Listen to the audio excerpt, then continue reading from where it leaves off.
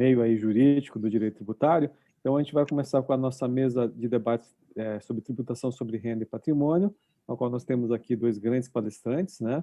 A doutora Luciana Aguiar, que é mestre, né?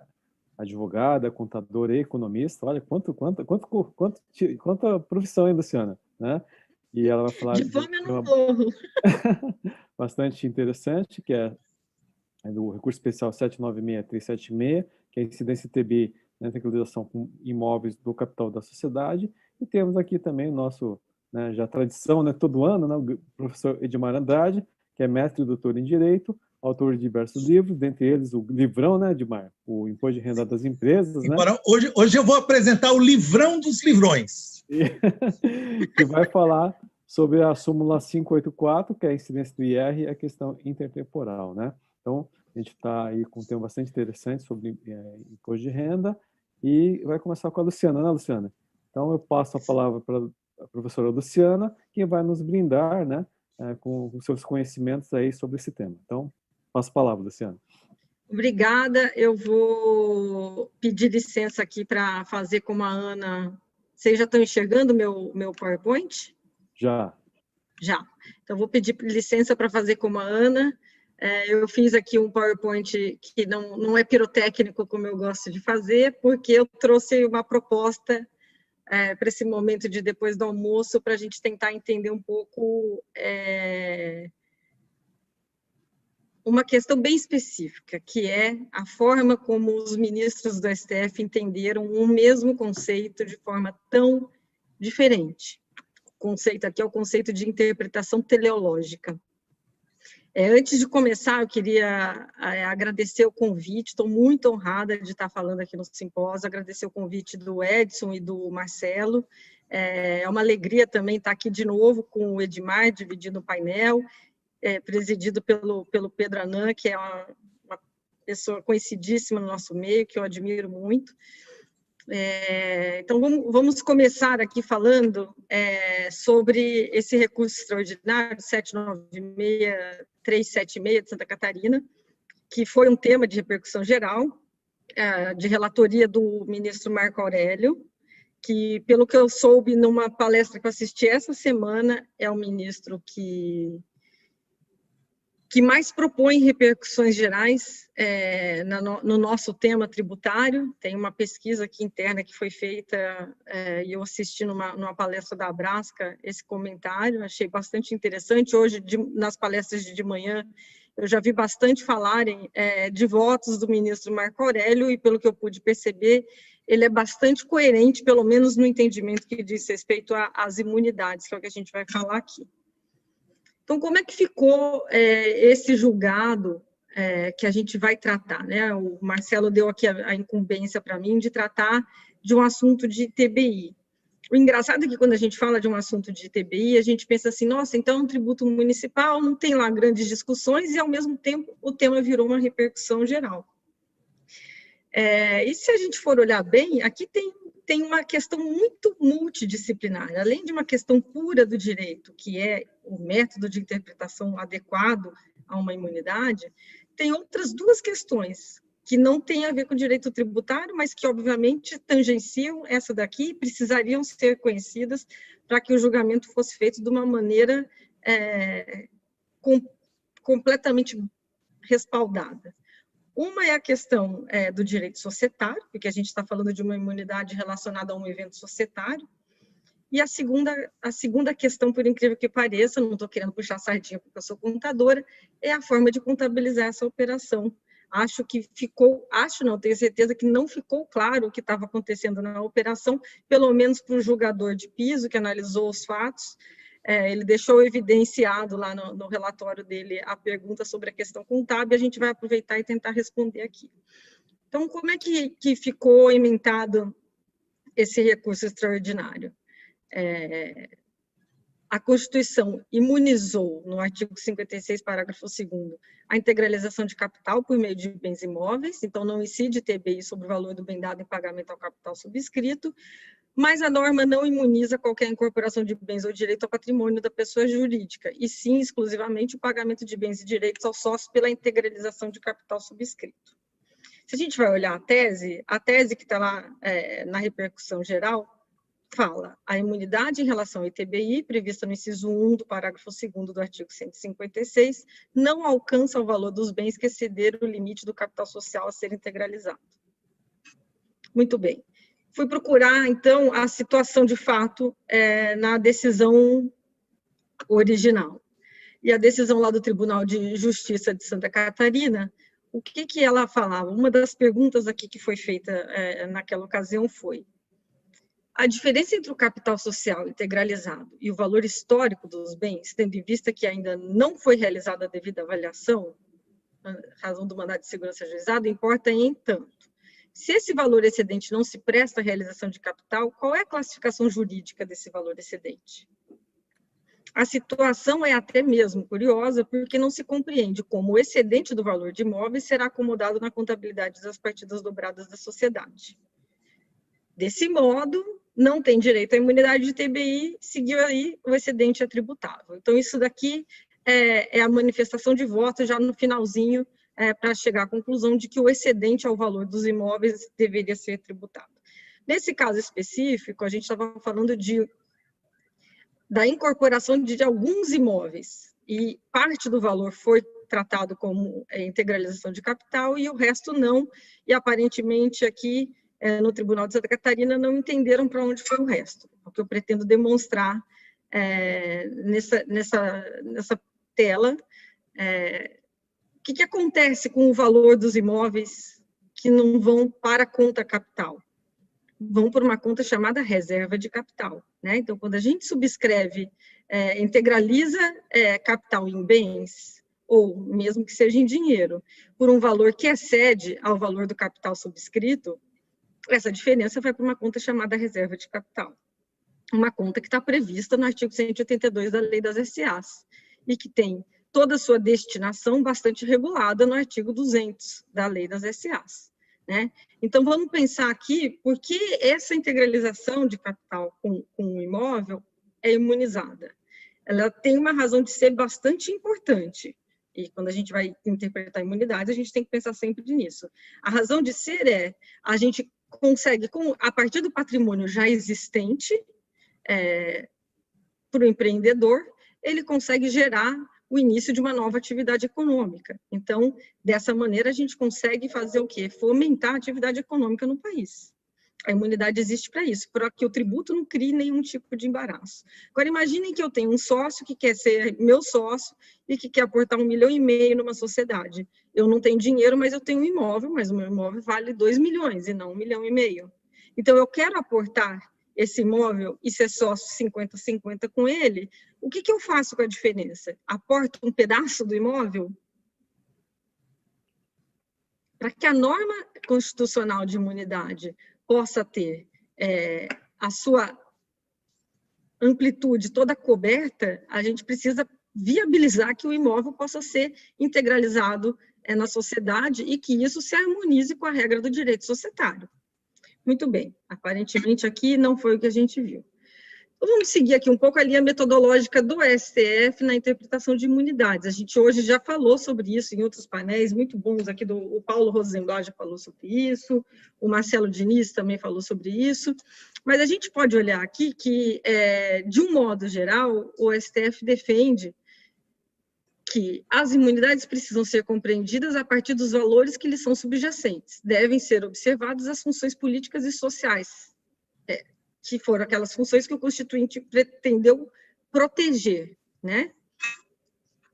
Aí a gente vai procurar alguns votos interessantes, eu comecei aqui de trás para frente, o voto do ministro Sepúlveda Pertence, que fala que a interpretação teleológica das normas de imunidade deve maximizar o potencial de efetividade, com garantia ou estímulo à concretização dos valores constitucionais. O ministro Gilmar Mendes, por sua vez, fala também que aqui as normas elas têm que ter a função, né, elas devem conseguir preservar valores consagrados no texto constitucional. Então, elas devem ser interpretadas à luz das suas finalidades e desses valores.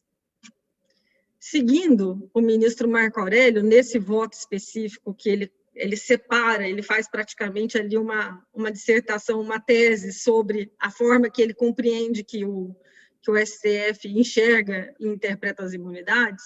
Essa questão, quando ele falava de componentes eletrônicos destinados a integrar a unidade didática, era uma questão de vir acoplado nas apostilas um materialzinho para ser montado no curso de mecânica. Os precedentes têm deixado clara a intenção do tribunal com as funções políticas e sociais dessas normas, revelando-se prática de interpretação teleológica para a solução das controvérsias surgidas e buscando-se sempre a melhor realização dos valores protegidos. Ministra Rosa Weber, em 2 casos que ela julgou bastante perto um do outro, ela fala de novo da questão da hermenêutica das imunidades, né? Ela estava ali tratando da receita de venda de créditos de ICMS de exportação e da receita de variação cambial de operações de exportação. Então, ela fala lá, a Suprema Corte, nas inúmeras oportunidades em que debatida a questão da hermenêutica constitucional aplicada às imunidades, adotou a interpretação teleológica do Instituto a emprestar-lhe abrangência maior como escopo de assegurar a norma supralegal máxima efetividade. Muito bem. Então, o que a gente consegue compreender é que a gente tem uma aplicação de métodos de interpretação da imunidade que, obviamente, começa do exame das palavras, né? Então, a gente sempre começa o método de interpretação a partir da leitura. Vamos requerir o sentido das palavras. Depois disso, a gente vai buscar um sentido lógico para o texto que a gente acabou de ler. A gente também precisa harmonizar aquele texto, artigo 156 da Constituição, com todo o resto, né? Com o artigo 150, com as garantias do artigo 5º e do artigo 170 e por aí afora.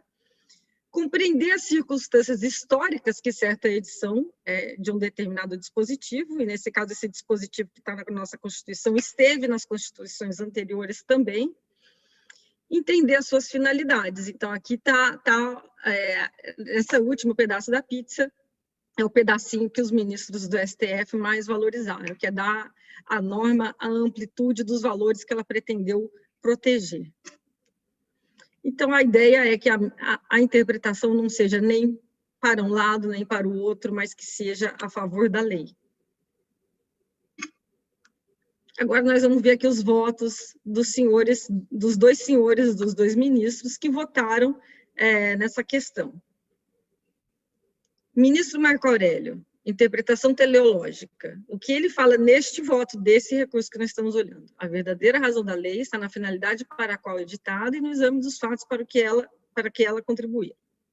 A razão de ser da imunidade é facilitar o trânsito jurídico de bens, então é dessa imunidade do ETBI, considerado ganho social decorrente do desenvolvimento nacional. Bom, até aqui está parecendo que ele está perquirindo os valores políticos e sociais, né? Tá perseguindo esse caminho. Aí ele vai mais além, ele vai tentar entrar na figura do que é esse excedente do imóvel em relação ao valor do capital subscrito que agora se integraliza. Ele representa um investimento direto em sociedade, tanto quanto a integralização de capital pura e simples, devendo receber idêntico tratamento. Onde houver o mesmo fundamento, aplica-se o mesmo direito. E nesse ponto, eu acho que vale muito a pena a gente lembrar das lições do Bulhões Pedreira e do Lamy Filho, que falam que a reserva de capital é um quase capital, né? Ela é um quase capital social, no sentido dos recursos serem mantidos de móvel estável no patrimônio, pois, em regra, não podem ser distribuídos, e não podem mesmo. Tem uma série de regras no artigo 200, então a reserva de capital, ela se presta, muitas vezes, a organizar a sociedade. Como eu disse, se a gente vai integralizar capital numa sociedade em que a gente quer ter uma fração ideal e o valor do bem vale mais do que isso, a diferença vai para a reserva. Isso tem consequência jurídica, obviamente. Essa reserva é uma reserva da sociedade, ela não é mais do sócio que aportou aquele bem. Então, ele está abrindo mão em prol da sociedade de uma parcela do bem dele, em prol da sociedade. Obviamente, se a sociedade for diluída, desfeita por qualquer razão, essa parcela vai ser dos sócios, na exata medida em que cada um integralizou o seu capital. Portanto, ao fazer isso, qual é o objetivo do acionista, do cotista, em integralizar o capital e deixar junto uma reserva de capital em função do excedente do valor? Ele está querendo iniciar uma atividade econômica ali. Qual é o valor social subjacente à imunidade? Que o ministro Marco Aurélio acabou de falar aqui. É justamente o desenvolvimento. Quer dizer, é você facilitar o trânsito jurídico dos bens para que a sociedade possa ter início na sua atividade. Então, até aqui, eu, pelo menos, não consigo ver uma diferença nos valores subjacentes que estão sendo abarcados, aí, abraçados, protegidos pela regra da imunidade. Bom, o ministro Alexandre de Moraes interpretou de uma forma bastante diferente, apesar de estar dizendo que também está fazendo uma interpretação teleológica da regra de imunidade. Então, todos concordam que a melhor técnica de interpretação seria essa. Mas ele começa dizendo, imunidade se refere exclusivamente à integralização do capital social subscrito. Diferencia a integralização capital dos outros eventos societários contidos no artigo 156, inciso 1, parágrafo 2, que esse inciso ele fala das duas hipóteses que estão lá no artigo 36 do CTN, integralização de capital e operações societárias de cisão, fusão e incorporação. E aí ele traz uma novidade que é quase incompreensível, que é uma grande novidade, mas que é bastante difícil de compreender. Ele começa a entrar lá no tema sobre a atividade preponderante. A atividade preponderante não foi chamada nessa lide em momento nenhum. Ele não tinha nada a ver com os aspectos que estavam sendo discutidos, mas ele gasta boa parte do voto dele tratando da questão de diferenciar se as restrições da imunidade aplicadas a essas operações societárias, integralização, cisão, fusão e incorporação, se aplicariam a todas ou se aplicariam apenas às reorganizações, cisão, integralização e incorporação. E concluiu que só se aplicariam a essa segunda parte do inciso. Bom, eu botei a minha própria carinha ali com jeito de dúvida, e como a mesa é composta por dois ilustres juristas, provavelmente eles vão conseguir me ajudar, porque eu não consegui entender a linha de raciocínio, né? Então, a gente parte de uma premissa e chega numa conclusão que, para mim, é um silogismo, não capturei. Talvez me falte aí algum conteúdo técnico, jurídico mais denso para tentar chegar onde o ministro chegou. Eu não cheguei. E aí, para não dizer, para dar um subsídio aqui para quem vai me ajudar a entender, eu vou trazer as palavras dele entre aspas, porque aí vocês conseguem talvez me ajudar. Reitere-se, as hipóteses excepcionais ali escritas não aludem à imunidade prevista na primeira parte do dispositivo. Esta é incondicionada, desde que, por óbvio, refira-se à conferência de bens para integralizar o capital subscrito. Então, quer dizer, se você está integralizando capital, pode ser numa empresa que desenvolva atividade imobiliária de maneira preponderante, porque essa condição não se aplica.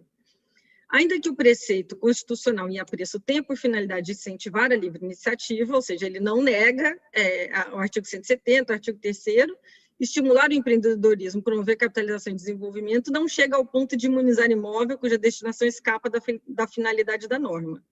E nesse ponto eu já digo que eu acho que não escapa da finalidade da norma. Assim, o argumento no sentido de que incide a imunidade em relação ao ITBI sobre o valor dos bens incorporados ao patrimônio de pessoa jurídica em realização de capital excedente ao valor do capital subscrito não encontra amparo no inciso 1 do parágrafo 2º do artigo 156, pois a ressalva sequer tem relação com a hipótese de integralização de capital. Meu Deus, essa ressalva de novo é a ressalva da atividade preponderante. Nesse ponto, eu já vou pedir aqui uma ajuda, outra ajuda, que ontem eu já tentei pedir, consultar os universitários do societário para me dizerem como é que a gente consegue realizar capital em valor excedente ao valor do capital subscrito. Eu também não consegui chegar nisso. Bom, tentando aqui trazer por que a atividade preponderante veio parar nesse voto, a gente vai ver que, em muitos casos de TBI, houve a proposição de um recurso extraordinário e o recurso não foi admitido, foi negado, em função dos ministros, diversos ministros diferentes, terem examinado a matéria e dizerem que era caso de verificar o acervo probatório, súmula 279 do STF. Então, eles não foram admitidos, e a questão de não admissão e de acervo probatório dizia respeito exatamente a você ter que avaliar a atividade preponderante da pessoa jurídica. Então, como isso era matéria probatória, não seria avaliado no âmbito do STF. O ministro Moraes, então, afastou a relevância da atividade econômica, nesse caso, apesar disso não ter relevância nenhuma para o deslinde da questão, e ele fez isso em contradição com o artigo 37 do CTN, porque o artigo 37 do CTN, lá na cabeça dele, ele fala que a imunidade, a disposição do 36, e ele não faz 36, inciso 1, inciso 2, fala só artigo anterior, não vale ser, e aí bota lá as condições. Aqui, na hora que ele interpretou a Constituição, ele falou, olha, é só para incorporação, cisão ou fusão. Para integralização de capital, pode ter atividade preponderante, não tem problema. No final das contas, como é que ficou aqui o nosso cenário na sessão virtual? Por maioria, foi negado o provimento ao recurso. Quem foi vencido? O ministro Marco Aurélio, o Edson Fachin, o Ricardo Lewandowski e a ministra Carmen Lúcia. Infelizmente, a gente tem esses 2 votos só publicados para fazer o cotejo, né? Observações que eu acho importante aqui. Para nossa infelicidade, se trata aqui de uma repercussão geral, portanto, é de observância obrigatória no entendimento dos juízes e de aplicação pelos juízes, tribunais, pelos contribuintes e por todo mundo. A única coisa boa dessa decisão é que, eventualmente, agora temos um argumento bom também para dizer que não incide TBI nas integralizações de capital feitas por empresas com atividade imobiliária, enfim, porque o ministro achou que não atingia essa hipótese de imunidade, a condição. Então, a gente tem isso aqui de lado favorável, se for para dizer assim, mas eu queria chamar aqui a atenção para a expressão que eu coloquei no título desse slide, furacão de precedentes tributários. A expressão não foi cunhada por mim, foi tirada de um artigo que está escrito no Jota, e que fez uma análise muito interessante sobre os precedentes de julgamento em plenário virtual, em que eu não preciso nem dizer que nós já estamos dizendo aqui no Congresso há 2 dias da surra que os contribuintes tomaram nesses tempos. E aí eu queria chamar a atenção para algumas coisas. Eu peço minhas excusas, porque eu não sou exatamente uma processualista, eu trabalho muito mais com consultoria, mas eu fiquei muito curiosa para saber, justamente por não ser uma pessoa que trabalha tanto com processo, como é que a gente julga matérias que são matérias da vida inteira de um contribuinte, de um advogado, de uma empresa, num plenário virtual? Por que isso pode ser julgado no plenário virtual? Desde quando isso pode ser julgado no plenário virtual? Então, a gente tem uma emenda regimental que deu uma nova redação ao regimento do STF, permitindo que todo tipo de processo possa ser julgado no plenário virtual a critério do relator.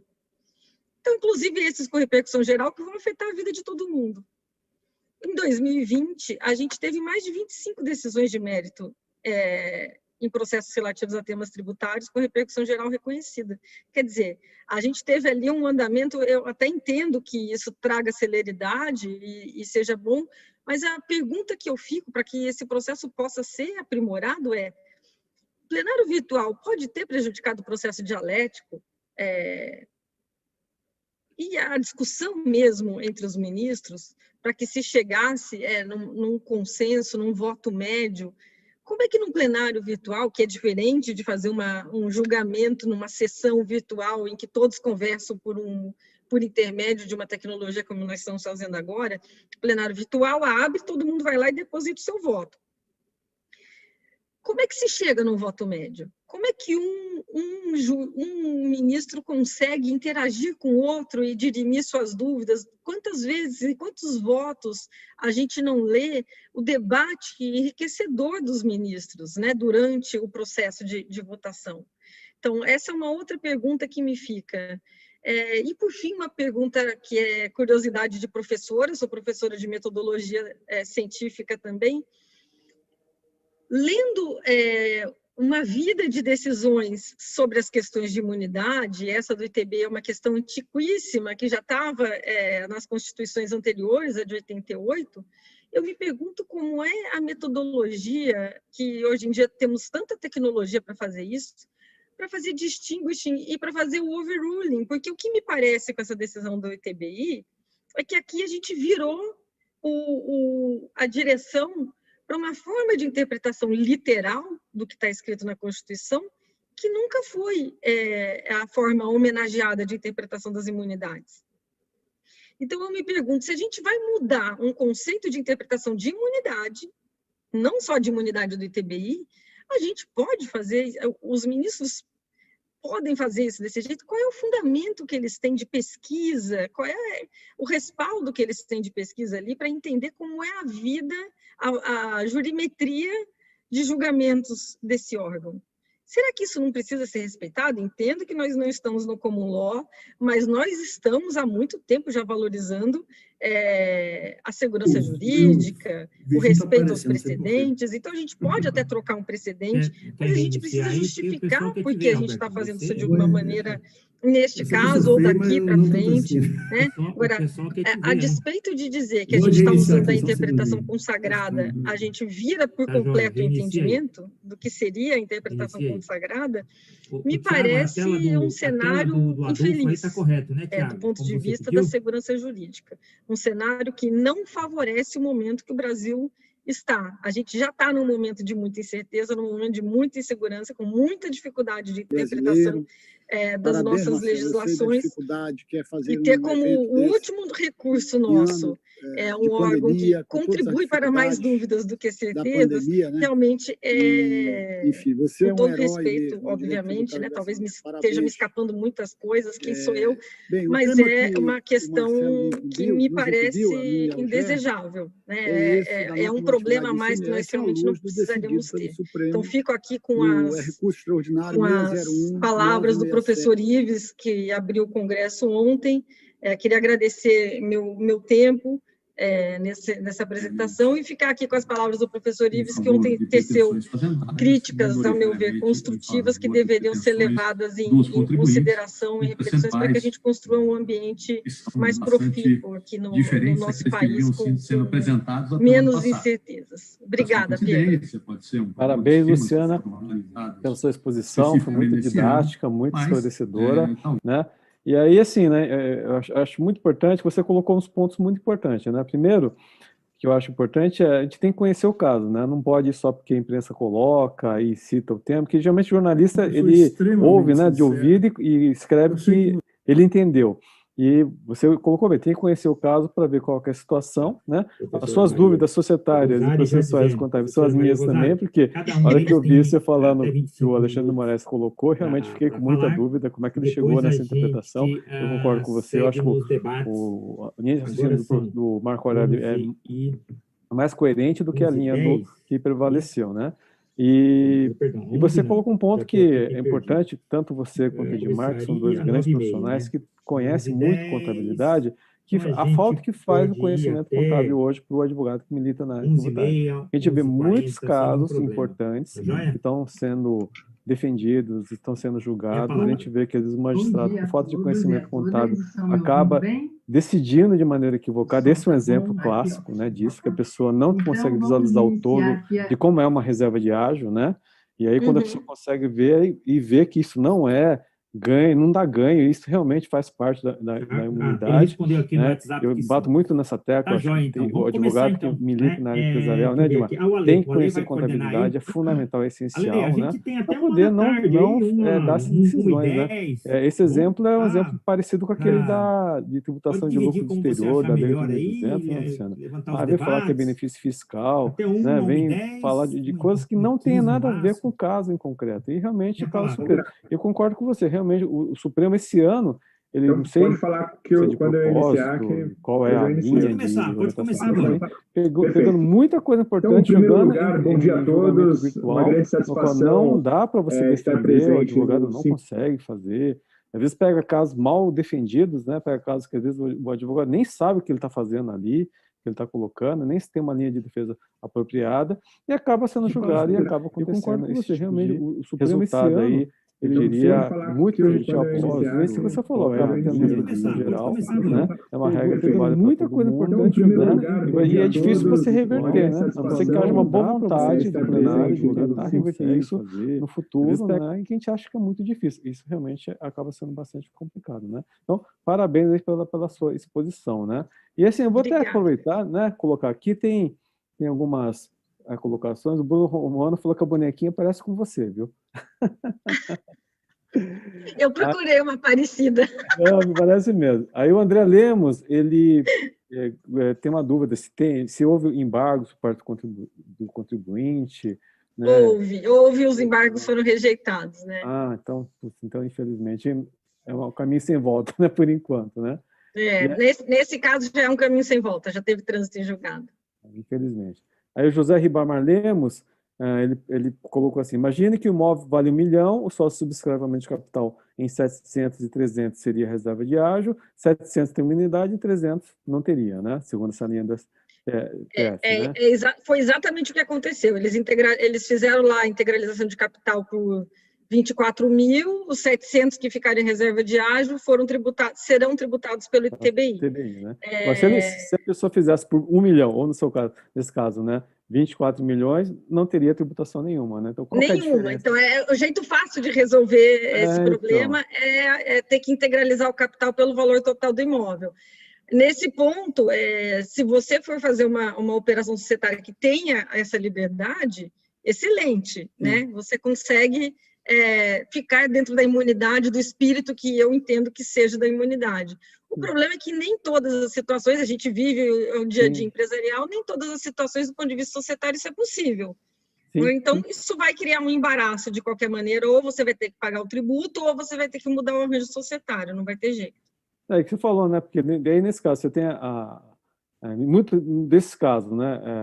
O contribuinte visa constituir o ágio, né? Na aquisição do investimento para ter dedutibilidade do ágio, né? E agora tem que ter tem que ponderar a questão do ITBI, né? Tem que colocar na conta. Vou ter que pagar 2, 3, até 4% de ITBI na operação. Tem que ver se vale a pena ou não fazer e equilibrar o ganho, né? Então isso é mais uma ponderação que a gente tem que ter na ponta da balança. O Edmar, quer fazer algum comentário, professor Edmar? Eu queria apenas dizer o seguinte, que eu até entendo o que aconteceu, qual a razão que está por trás da decisão. Essa figura da reserva de ágio, ela é uma figura fascinante, né?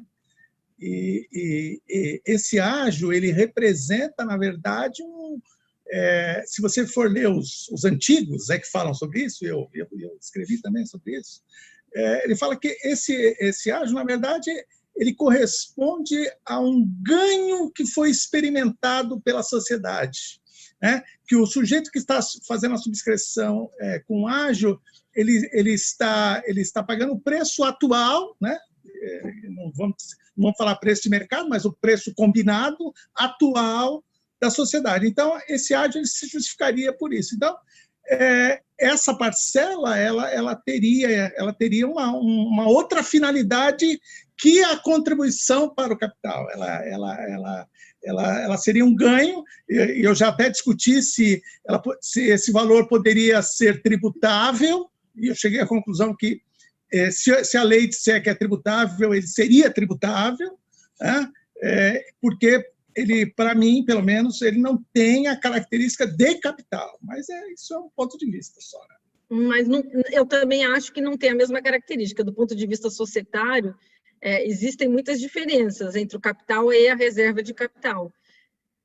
Mas, ainda que seja assim, do ponto de vista da natureza jurídica, da finalidade da imunidade e dos valores sociais que a imunidade ali estava pretendendo proteger, eu acho que no final das contas é a mesma coisa, porque se você vai integralizar, você vai integralizar com meio imóvel, com 66% de um imóvel? Eu entendo isso, eu entendo essa questão dos valores, né? A questão axiológica, e eu acho interessante que, primeiro, o texto fala em capital. O próprio texto da Constituição fala em capital. Segundo, esses valores, eles não são tão assim, tão grandiosos como outros valores, como a cultura, por exemplo, em relação ao livro.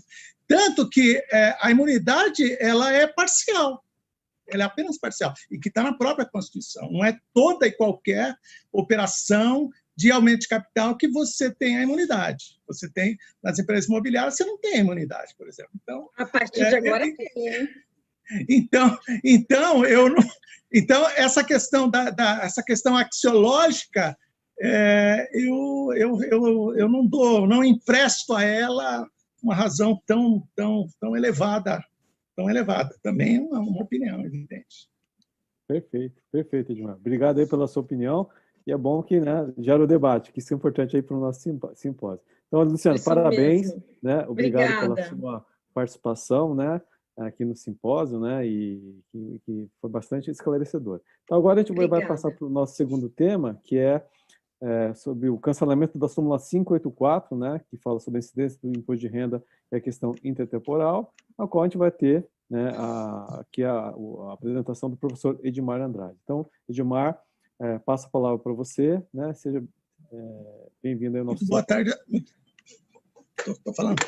Muito boa tarde a todos, é uma satisfação falar pela 18ª vez no congresso da APET. Eu falo nesse congresso desde o primeiro e eu sempre conto a mesma história, que eu só falo porque o Marcelo é meu amigo e me chama, não porque eu mereço falar, porque tem gente que possa falar sobre esse tema de uma forma mais categórica, mais estudada do que eu. O tema que me foi dado hoje é um tema interessante. Eu vou compartilhar uma tela com vocês aqui. Ele trata da súmula 584. Essa súmula 584 é uma súmula de 1976, que foi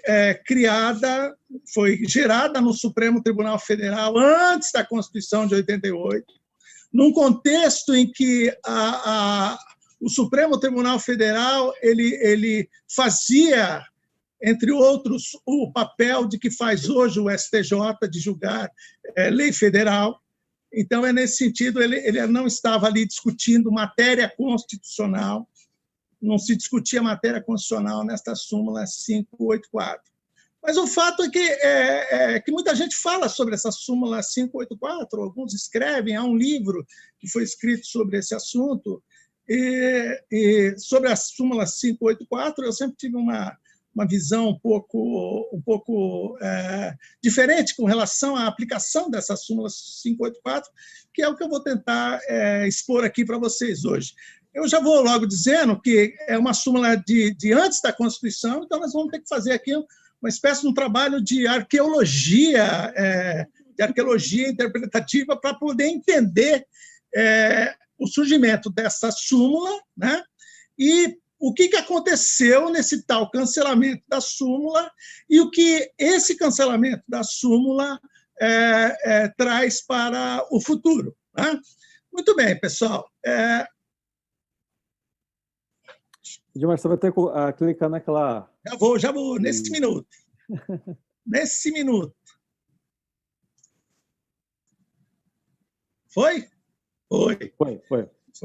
Então, eu falo aqui do texto e do contexto, né? Diz o verbete da súmula 584, que diz: ao imposto de renda calculado sobre os rendimentos do ano base.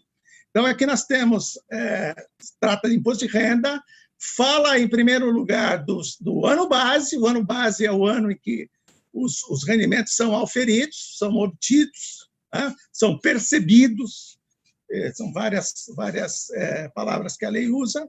Aplica-se a lei vigente no exercício financeiro. No exercício financeiro em que deve ser apresentada a declaração. Então, essa súmula, você lê essa súmula hoje, você vai pensar, não, mas é um ordenamento jurídico passado, mas ela foi extinta só agora. Vamos ver as razões pelas quais isso aconteceu.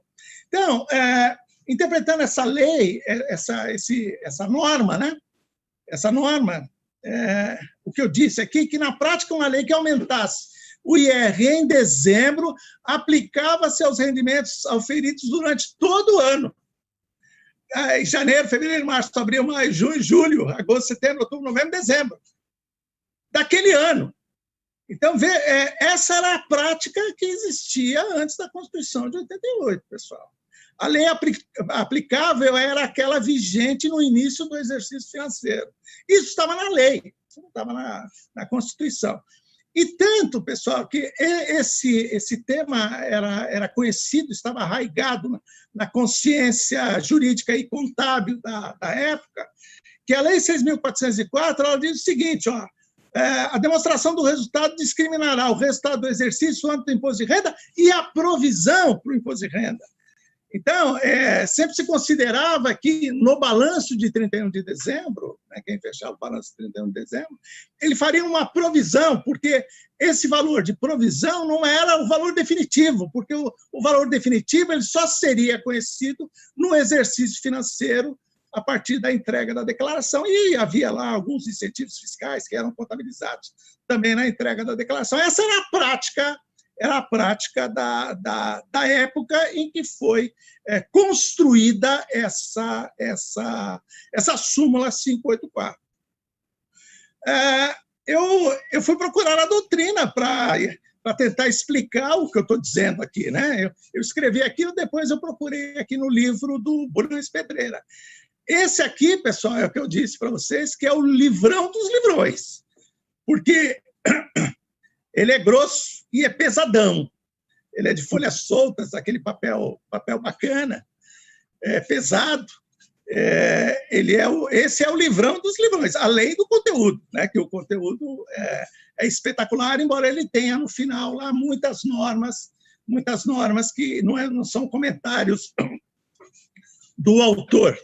Não são comentários do autor. Então, esse é o livrão. E o que diz o Bulhões Pedreira? Esse livro é de 1970. Essa é a edição de 1970 desse livro.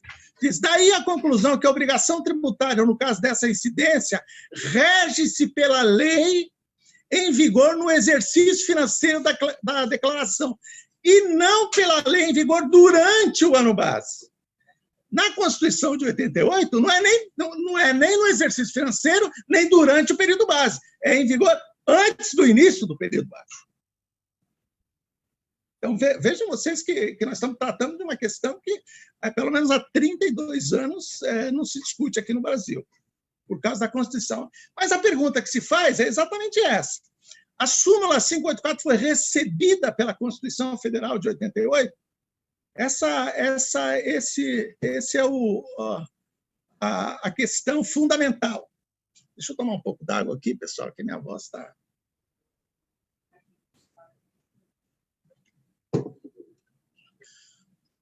Muito bem, pessoal. Para a gente entender isso, a gente tem que dar uma folheada nos autores que tratam da teoria da recepção, que ela surge com o advento de uma nova ordem constitucional. Uma nova ordem constitucional que é inaugurada por uma Constituição total ou por uma emenda constitucional. Então, toda vez que você tem uma nova ordem constitucional ou uma emenda constitucional, as normas postas elas devem ser contrastadas com essa nova ordem constitucional para se verificar se elas foram recebidas ou não por essa nova ordem constitucional. Se elas foram recebidas, elas continuam a vigorar. Se elas não foram recebidas, aí se pode discutir se elas são revogadas ou se elas são invalidadas, né? Do ponto de vista material, né? Então, pessoal, eu começo falando aqui no Kelsen, que ele diz que esse fenômeno da recepção é uma forma abreviada de criação do direito. Então, você cria direito com a nova Constituição. E os autores que viram em seguida falam exatamente isso. Quando isso ocorre, a transferência do fundamento de validade das regras do velho para o novo quadro constitucional. Então, é mais ou menos que... funciona assim, uma norma editada antes da Constituição de 88, no momento que surgiu a Constituição de 88, ela foi contrastada com a Constituição de 88, o mesmo texto. Se ela é compatível materialmente com a Constituição de 88, ela continua a vigorar um novo fundamento de validade, não da Constituição pretérita que morreu, mas da Constituição nova, né? Por isso que o professor Geraldo Ataliba, ele fala que a Constituição nova ela é novidadeira. Ela é novidadeira nesse sentido, em que ela cria todo o ordenamento, embora ela cria um ordenamento novo, embora esse ordenamento seja formado por textos editados antes da nova ordem constitucional. O Pontes de Miranda ele diz o seguinte: olha, a nova Constituição ela é rasoura. O que é rasoura? Ela desbasta aquilo que é contrário às suas normas sobre o aspecto material. O professor Geraldo Ataliba diz que ela é novidadeira e também fala sobre esse assunto, ou de uma forma mais bonita, foi o Bobbio. O Norberto Bobbio ele fala que, na verdade, houve a transferência do fundamento de validade de uma ordem constitucional para outra. E ele fala o Bobbio fala, e tem mais autores aqui. Eu citei aqui até um texto do que eu já escrevi em algum lugar. Aí. O Caio Tácito fala, não ocorrendo contradição entre a lei anterior e a Constituição nova, a segurança e a permanência da ordem jurídica atende ao princípio da continuidade. Então, essa questão da recepção é a continuidade da ordem jurídica. Então, é mais ou menos para dizer o seguinte, você não precisa demolir o edifício jurídico existente para criar um novo, fazer novas leis, botar novas leis que teriam o mesmo enunciado das leis anteriores. Então, eles dizem o seguinte, olha, continua, mas continua de um modo diferente, com novidade. O fundamento de validade das leis é outra Constituição. O fenômeno da recepção implica, portanto, a renovação do fundamento de validade das normas pré-existentes, ou ainda na revogação por incompatibilidade material com a norma constitucional advinda. Então, ele fala em renovação e revogação. Eu renovo aquilo que eu posso aproveitar e revogo aquilo que eu não posso aproveitar. Esse autor que vos fala aqui já escreveu sobre esse assunto em algum, né? Ele diz lá, em linguagem figurativa, a nova ordem funciona como um espelho em que as leis ou as normas, né, pertencentes ao velho ordenamento devem reconhecer sua imagem refletida. Então, a Constituição é um espelho e a lei comparece diante do espelho e verifica, estou refletida, essa nova ordem ela me acolheu, ela me recebeu, como prova do seu vigor e capacidade para continuar a comandar relações interpessoais, continuar a viger, né? Quando determinada lei não consegue ver refletida sua imagem naquele espelho, ela tem assinado o seu atestado de óbito. Então, que aí nós podemos chamar de invalidação ou de revogação. Né? Essa é uma questão que até discuto nesse livrinho. É um livrinho de 1997 em que eu, já lendo alguns desses autores que eu citei, outros eu conheci depois, né? Falavam sobre essa questão da recepção ou da revogação. Então, e é isso que nós temos que procurar na súmula 584. É saber se ela foi recepcionada ou se ela não foi recepcionada, a ordem constitucional de 88. Então, pessoal, olha o que diz o recurso extraordinário 159-180, no material de divulgação está 159, 189, parece, ou alguma coisa, tem um número que não está batendo aqui. O que aconteceu com essa súmula, pessoal? Com o julgamento que determinou o cancelamento da súmula.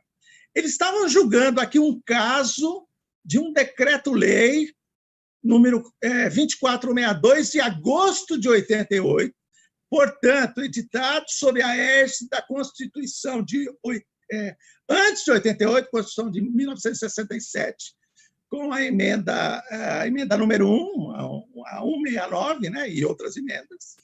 Então, sob a ordem constitucional pretérita, foi editado esse decreto-lei e se discutia se esse decreto-lei ele violava ou não o princípio da irretroatividade e da anterioridade.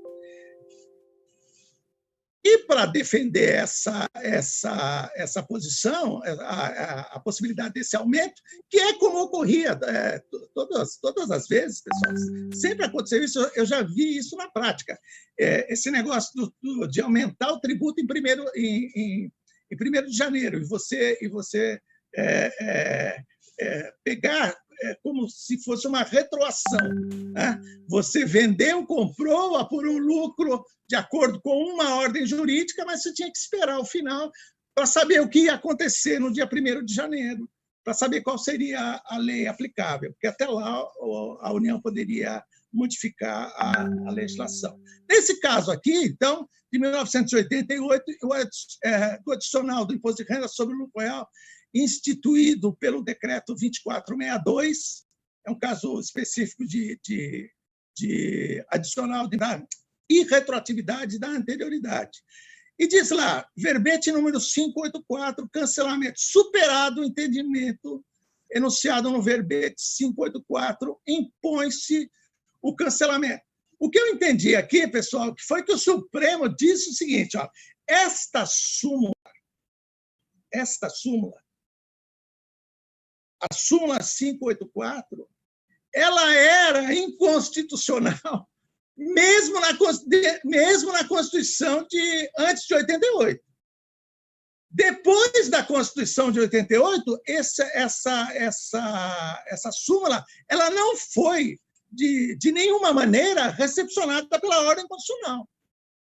Por quê? Porque, de acordo com a ordem constitucional, o que nós temos que agir, ou há uma garantia em favor do contribuinte, né? Depois foi reforçado pela noventena, de que ele comece o ano base, né? Conhecendo quais são as regras do jogo. E se essas regras mudarem, elas devem ser aplicadas apenas no exercício no ano base subsequente. Essa é o princípio da segurança jurídica e da não surpresa que estão subjacentes a esses princípios, a irretroatividade da anterioridade. Então, pessoal, para mim, a súmula 584 ela não foi recebida pela Constituição de 88. A Constituição de 88 é claríssima a esse respeito. Então, ela não poderia, ela deveria ser esquecida em outubro de 1988, há 32 anos atrás, ela devia ser esquecida, mas ela continuou sendo ventilada em casos, né? Esse caso aqui está se julgando um caso de antes da Constituição, aí talvez fosse razoável se ventilar, mas não em outros casos, né? Em outras situações acontecidas depois da Constituição, porque ela não foi recebida pela Constituição. E aí, então, a pergunta que se faz é, bom, o que vai acontecer daqui para frente com o cancelamento da súmula 584? Eu respondo, não vai acontecer nada. Simplesmente nada, porque ela já não foi recebida há 30 anos atrás. Ou, para usar a palavra do metaforista Edmar, ela teve o seu atestado de óbito assinado no advento da Constituição de 88. A novidadeira, a Constituição rasoura, a Constituição que desbasta aquilo que é contrário aos seus preceitos sobre o aspecto material.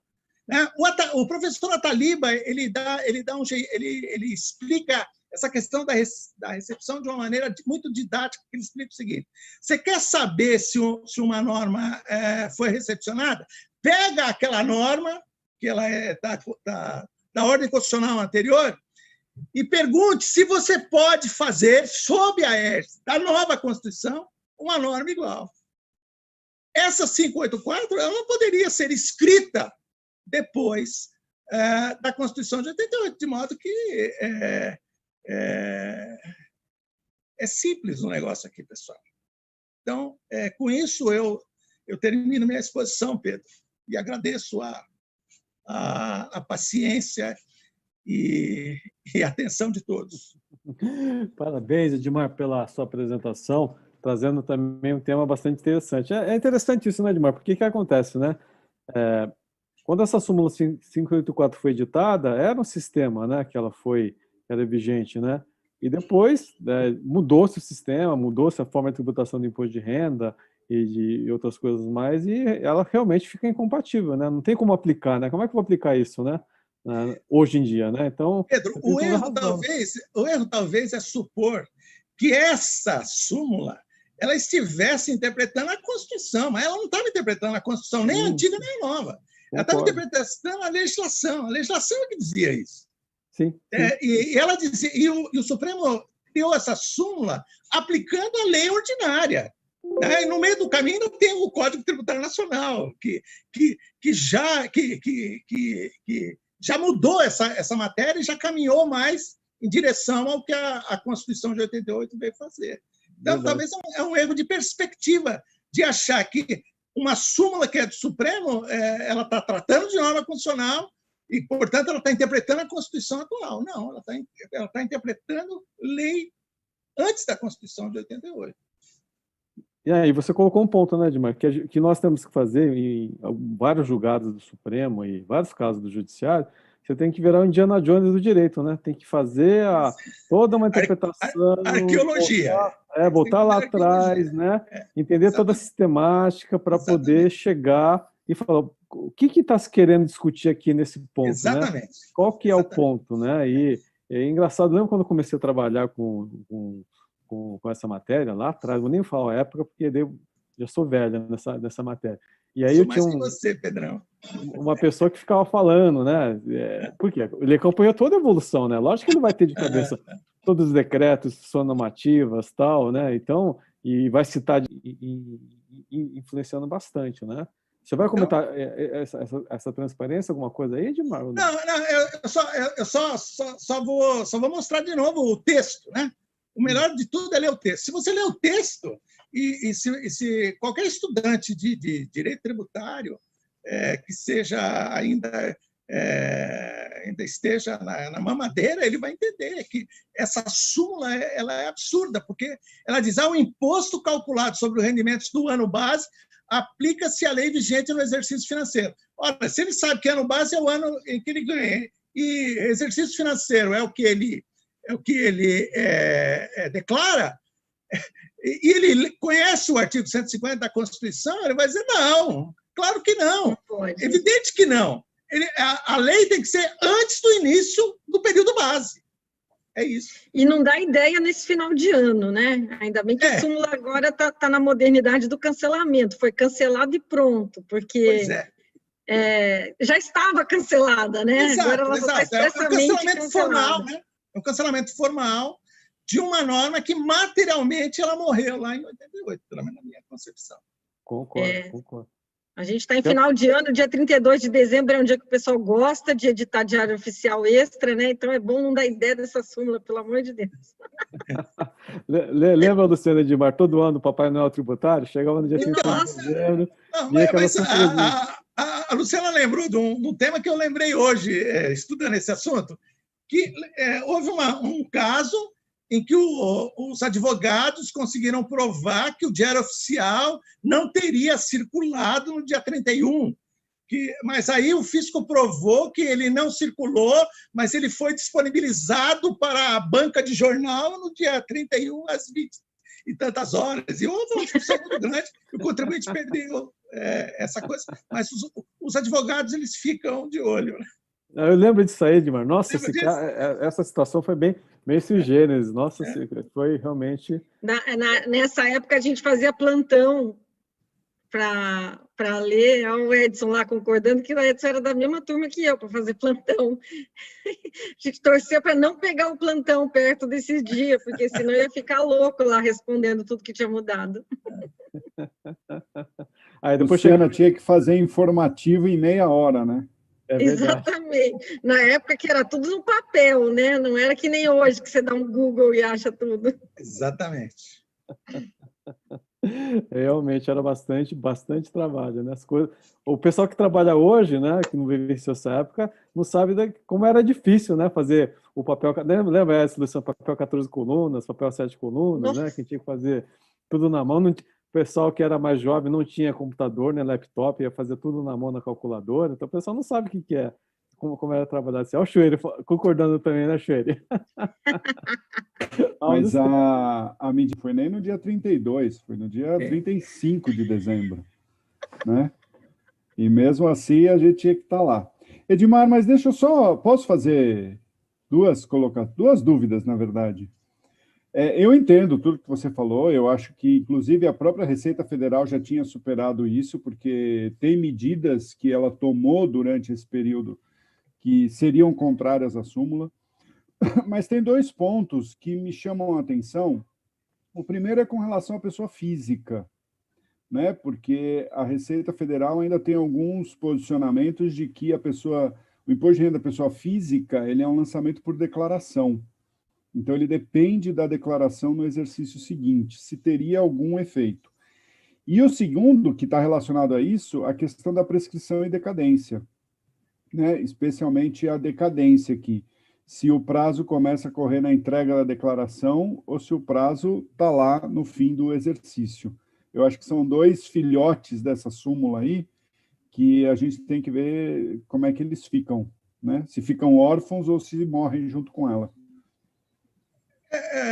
Para mim, a súmula não existe desde 32 anos atrás, então eu não tenho essas dúvidas que você tem. Não tem. Tem outras dúvidas sobre lançamentos, tal, mas a ligação com o tema da súmula eu não vejo como. Eu não consigo estabelecer. Pode ser que eu esteja errado. Na sua visão, o cancelamento da súmula agora é neutro. Mera formalidade. Mera formalidade.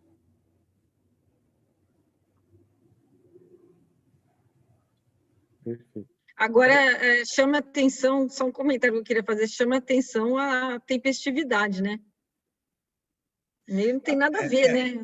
Não, aí são duas coisas, Luciano. Porque, por exemplo, o Supremo ele cancelou uma súmula 32 anos depois, mas ele está julgando um caso de um decreto-lei de 32 anos depois. Exatamente. Quer dizer, ruim de qualquer ângulo que você olha é ruim. 30 anos, 30 anos para cancelar a súmula e 30 anos para julgar um caso. Podia ser pior, Edmar, eles podiam confirmar a súmula. Acho que não é possível. Podia ser pior. Não é possível, não vejo como. Não é possível. Aí você tinha uma outra questão também, Edson, que você queria colocar? Não, eram só as duas, pessoa física e... Porque tem essa discussão, né? Se é tributo por homologação, se é lançamento por homologação ou lançamento por declaração. E aí implica a questão da decadência, quando começa a correr o prazo da decadência. Aí é o 150 quarto ou o 73? Exatamente. O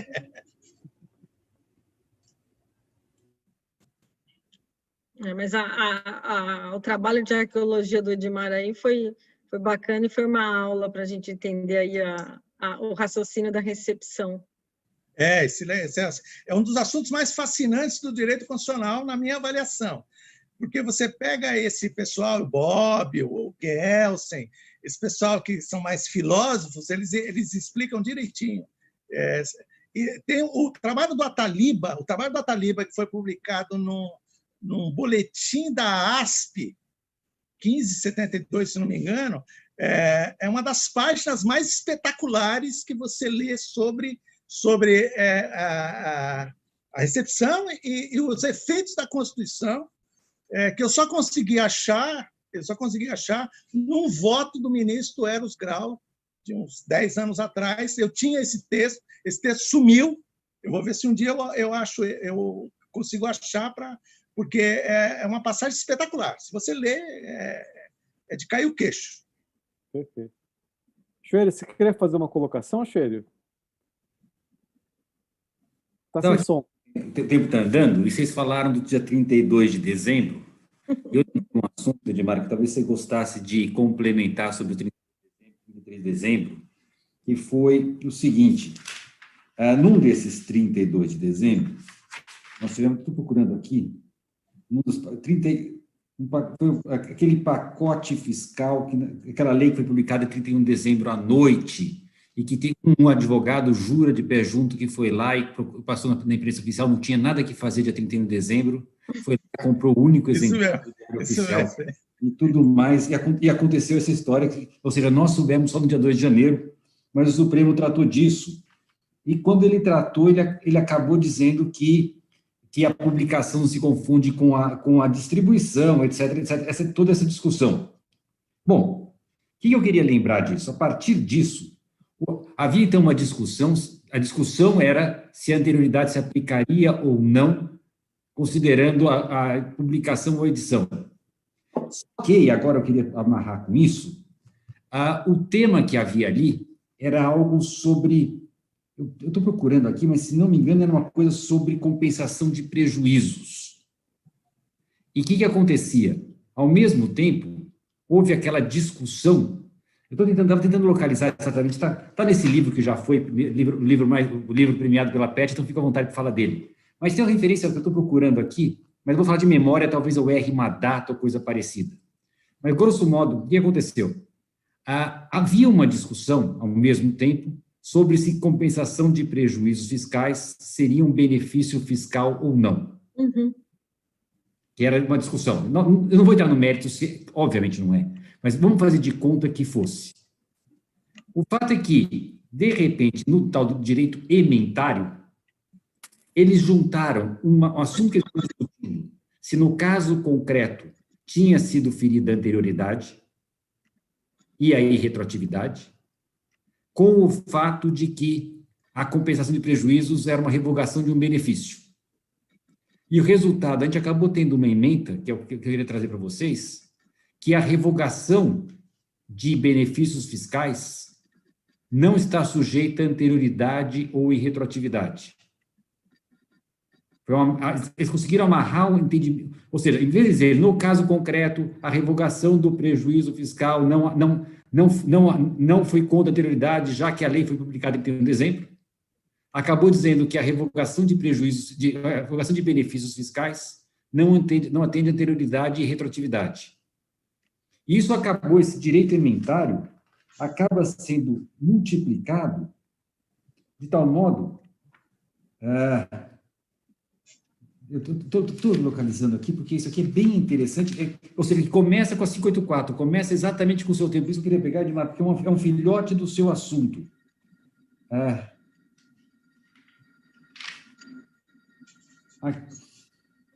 Aqui, o Supremo, a partir desta decisão que não tinha, que era sobre imposto de renda, acaba concluindo que, eu estou aqui no acordo do Supremo, a DIN 4016-PR, para Paraná, a redução ou extinção, não é essa aqui, peraí um pouquinho.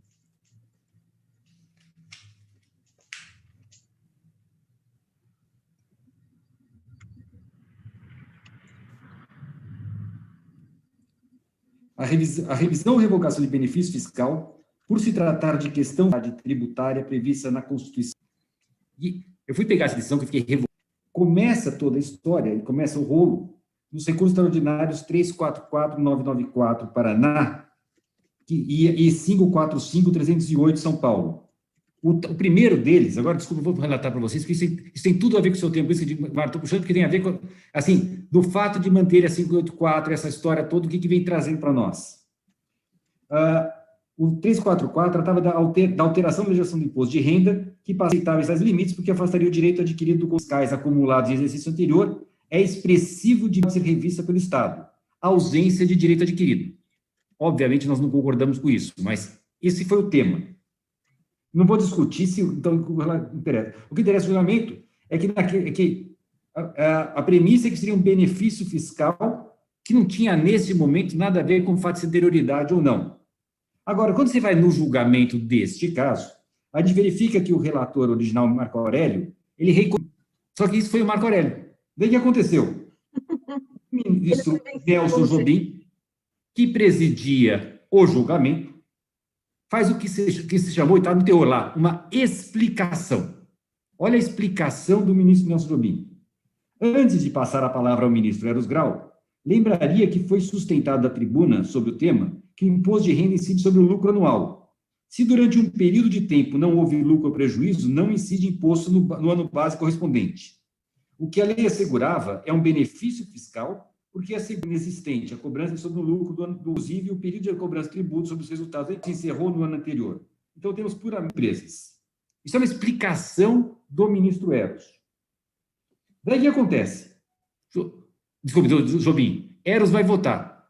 Vou ler o voto do Eros. Todo o voto do Eros foi o seguinte: senhor presidente, entendo que se trata de um benefício fiscal, de um benefício. Pelas razões que Vossa Excelência acabou de expor, nego o provimento ao recurso. Só que note, Nelson Jobim não era voto, era explicação. Então, o primeiro voto divergente foi do Eros com essas duas linhas. Esse é o voto. Ele foi acompanhado por Joaquim Barbosa, Carlos Brito, César Pelúcio, Gilmar Mendes, mas não há registro de qualquer voto das partes. Daí a ministra Ellen Grace foi votar. É apenas por benesse da política fiscal, atenta a valores mais amplos, como da estimulação da economia e da necessidade da criação e manutenção de empregos, que se estabelecem mecanismos como o que ora examinamos, mediante o qual é autorizado o abatimento de prejuízos verificados, mais além do exercício constatados. Como todo favor fiscal, ele se restringe às condições fixadas em lei. Daí, bom, não se cuida, como parece claro, de qualquer alteração da base de cálculo do tributo. Agora, continua. Não há, por isso, quebra dos princípios da irretroatividade ou do direito adquirido. Simples. A Lei 8981 de 95 não incide sobre fatos geradores ocorridos antes do início da sua vigência. Os prejuízos ocorridos em exercícios anteriores não são autorizados nos termos de lei. Ou seja, às vezes assim, não houve retroatividade porque a lei se aplica agora. Eu estou querendo chegar que foi isso que foi discutido. Essa decisão não chegou a ser publicada, tinha o ementário do Supremo.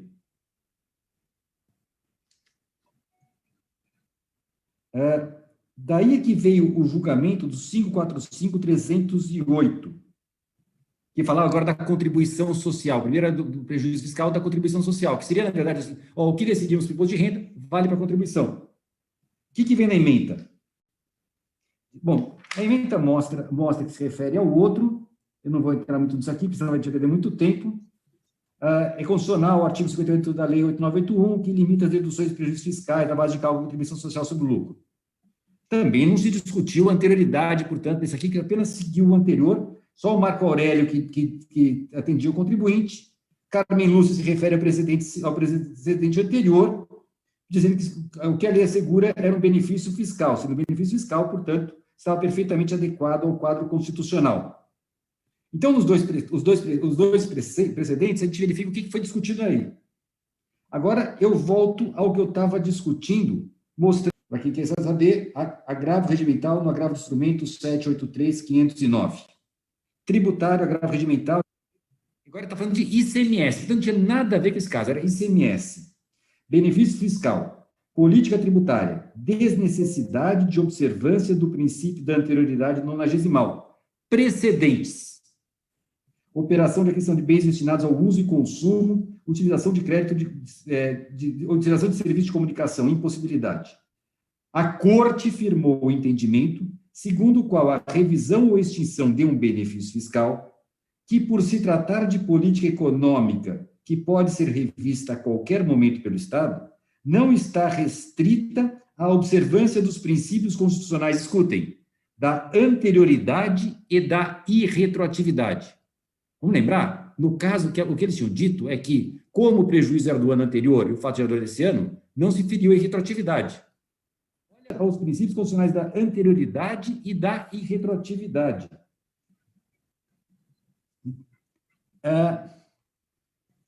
Bom, não vou entrar no mérito com relação ao ICMS, se tinha ou não tinha direito, mas a gente tem que pegar o voto do ministro Lewandowski, que foi deste caso aqui, e a gente verifica que ele se baseou no julgamento do 545.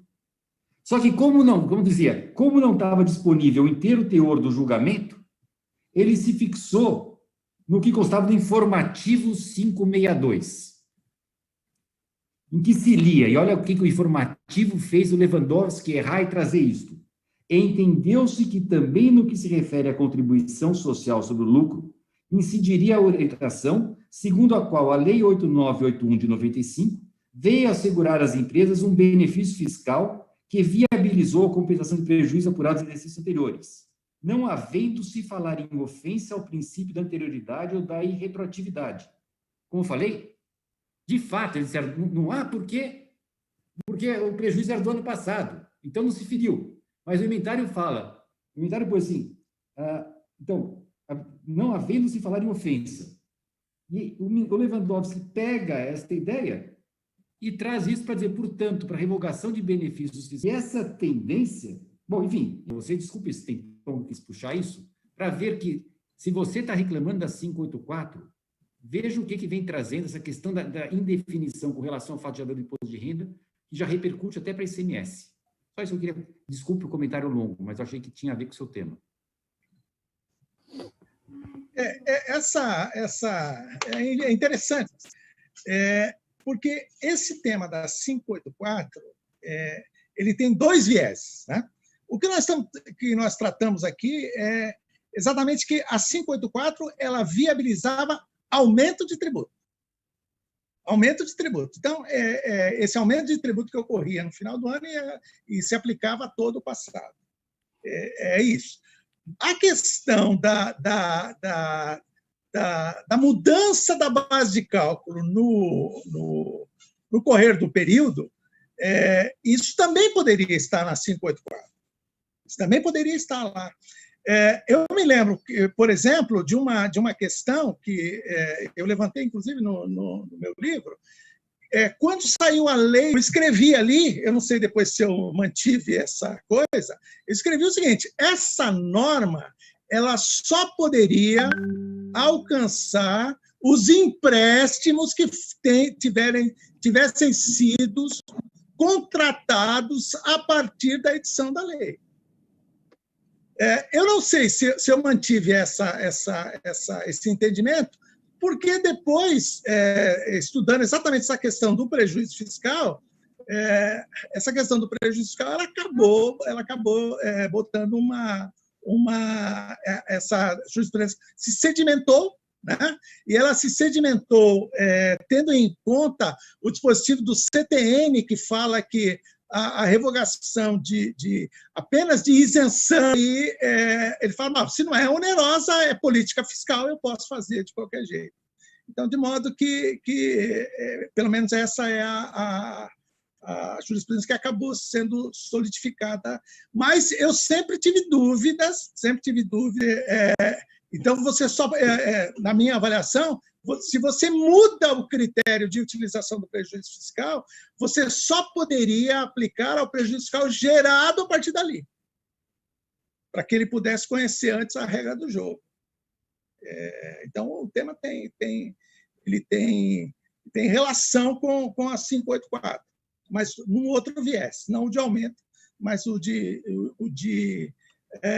aumento, não de alíquota, né? Mas aumento de base de cálculo, com dedução. Eu queria falar assim, mudar a regra do jogo a partir do momento em que se gera o prejuízo fiscal, no caso de aumentar o ônus, vamos dizer assim. O prejuízo, os 30%, né? Que é aumento de tributo, ele começou de um jeito, dizendo, olha, se eu seguisse a regra, se essa regra fosse...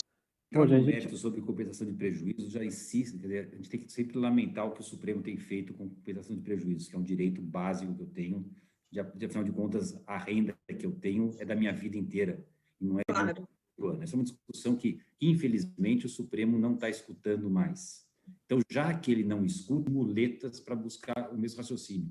Na verdade, uma grande muleta que vocês estão trazendo, eu acho que não é bem a questão de direito adquirido, mas a muleta que nós não aprendemos a usar e que nós temos que aprender a usar é a da segurança jurídica. O que acontece? O nosso ordenamento tem algumas regras, eu tenho regras, que se inspiram na segurança jurídica.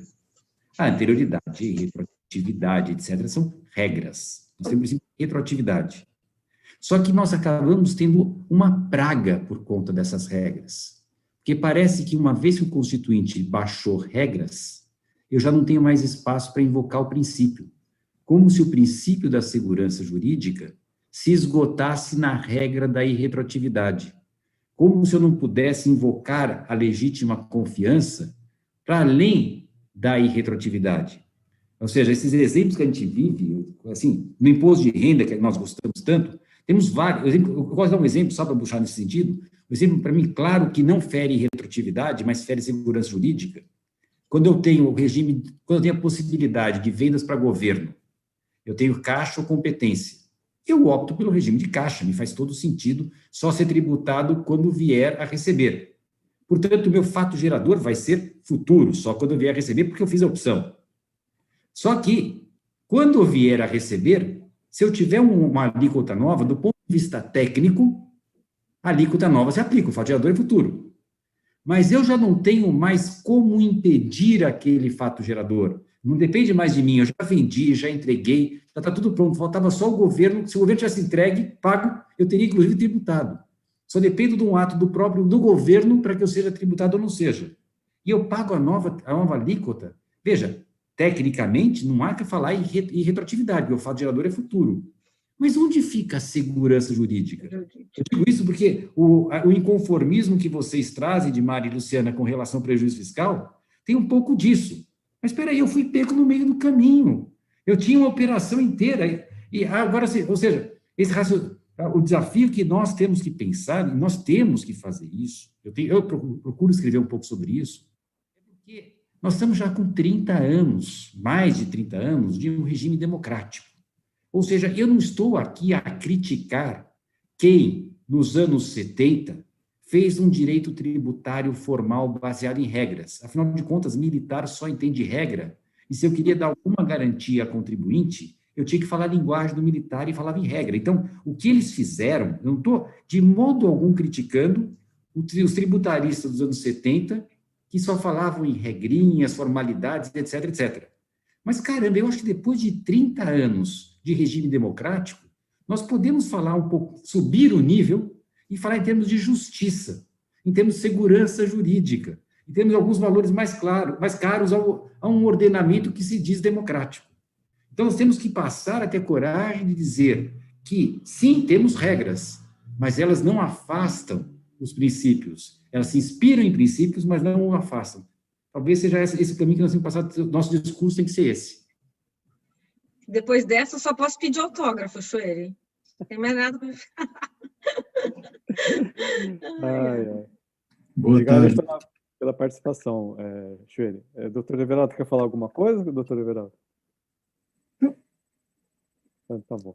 Então, a gente vai caminhar agora para o encerramento. Eu queria que a Luciana fizesse suas considerações finais, depois do Edmar, né? E a gente encerra essa nossa mesa de debate. Obrigado pela participação do Chueri, do Edson aí, né? Parabéns, Edson, aí, pela organização, você junto com o Marcelo, foi muito importante. Mais um ano de um evento de sucesso. Então, Luciana, suas considerações finais aí. Eu gostaria de agradecer novamente ao Marcelo e ao Edson pelo convite. Me senti muito honrada de estar nesse painel. Agradecer, Pedro, a sua presidência, ao Edmar e ao professor Chueri. Admiro, sou sua fã, por estarem aqui comigo também. E acho que reforçar essa mensagem da segurança jurídica, o acórdão que me foi dado para analisar o recurso extraordinário mostrou ali um desvio padrão, assim que a gente fala na estatística, no entendimento do STF, que é uma coisa bastante ruim para a segurança jurídica e para o ambiente de governança, um ambiente mais propício para a gente andar aqui no nosso mundo tributário, né? Infelizmente, na minha visão, não pelo resultado, mas pelos fundamentos do resultado, desvirtuaram ali um pouco do que vinha sendo o entendimento do próprio órgão. E isso é muito ruim, porque a gente fica sem saber como usar os precedentes para conseguir predizer as ações futuras. Então, só fica aqui a mensagem que isso vale mais do que o caso em si do ITBI, mas a mensagem para a gente realmente ser mais ativo no sentido de pleitear e contribuir para a segurança jurídica. Obrigada. Boa tarde a todos. Nós que agradecemos, Luciano. Professor Edmar? Bom, eu queria agradecer o convite pela participação, as palavras do professor Chueire, eu assino embaixo, o que talvez a gente possa pensar num outro seminário, porque nós temos situações em que o contribuinte é beneficiado. Né? Por exemplo, saiu uma lei em junho desse ano mudando os critérios de dedução de perdas antecipadas de crédito. E eu, pelo menos, eu já escrevi no primeiro momento que essa regra nova ela se aplica ao crédito existente, e não ao crédito gerado a partir dela, né? Só a partir dela. Então, de modo que eu concordo que nós temos que dar o passo em direção aos princípios, né? E nós temos que enfrentar essas questões, por exemplo, quando o contribuinte é beneficiário. Então, eu agradeço ao convite. Obrigado, Pedro. Obrigado, Luciana, Edson, Chueire. Obrigado, Marcelo, e até a próxima. Eu que agradeço a participação de vocês, agradeço o convite feito pelo Marcelo, pelo Edson, de pedir essa mesa com dois grandes